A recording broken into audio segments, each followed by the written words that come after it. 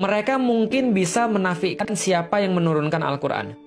Mereka mungkin bisa menafikan kebenaran Al-Quran, tapi mereka tidak bisa menafikan fenomena-fenomena yang disampaikan di dalam Al-Quran. Allah sampaikan, coba lihat manusia. Sehebat-hebatnya dia bisa jalan, ujung-ujungnya dia pasti akan mati. Ini adalah satu fenomena yang tidak bisa untuk dihindarkan. Manusia pasti mati. Coba kalian lihat, manusia dulunya tidak ada. Tapi kemudian dia tiba-tiba menjadi ada. Dan kadang-kadang sampai sekarang ketika saya ngeliat anak saya, kadang-kadang saya lagi mikir, saya terus melamun, saya bilang, kok bisa ya? Ada dari tidak ada, terus kemudian tiba-tiba jadi kayak gini.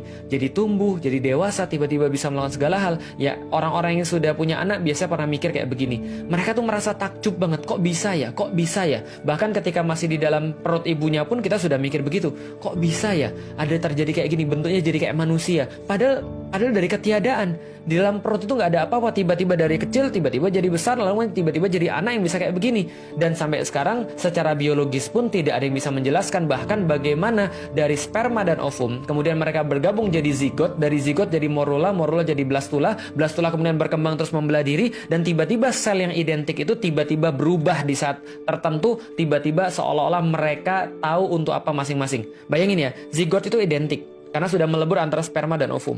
Kemudian setelah melebur mereka jadi morula. Morula itu semacam kayak bola-bola sel gitu. Lalu jadi blastula dan seterusnya. Dan itu membelah terus, itu kan identik sama selnya. Karena membelah diri. Dan sel-sel yang sama itu tiba-tiba nggak tahu siapa yang nyuruh. Kamu jadi tulang, kamu jadi otak, kamu jadi jantung, kamu jadi mata, dan sel-sel itu berubah semua sesuai dengan fungsinya masing-masing dan penempatannya tepat di situ. Nggak ada pernah kan ya, antum ngelihat kemudian orang-orang yang kemudian tiba-tiba punya kelainan yang demikian besar sekali. Semua terjadi begitu teratur. Ada polanya. Nah, semua itu diminta untuk kita perhatikan. Bagaimana kemudian bumi ketika kering? Tiba-tiba Allah turunkan air, tiba-tiba muncul kemudian tanaman-tanaman dari bawahnya yang bahkan kita nggak pernah lihat bijinya ada di mana. Allah sampaikan, begitulah Allah menghidupkan manusia nanti kelak ketika nanti di yaumil kiamat. Oh, kita jadi tahu dari hal-hal yang kelihatan, dari hal-hal yang kemudian kita nggak bisa nafikan, dari hal-hal yang kita lihat sehari-hari. Allah coba bawa kita untuk berpikir apa kekuasaan Dia, bagaimana yang bisa Dia lakukan. Coba kalian lihat langit tanpa tiang. Coba kalian lihat langit tidak ada retak-retaknya. Coba kalian perhatikan sekali lagi langit itu. Coba kalian perhatiin sekali lagi, ada nggak kekurangannya? Kalau seandainya langit yang sedemikian besar itu saja bisa Allah ciptakan, bisa Allah tinggikan, maka Allah bilang, penciptaan siapa yang lebih susah? Kalian atau langit? Kalian atau bumi? Kalian atau segala sesuatu alam semesta yang kalian lihat?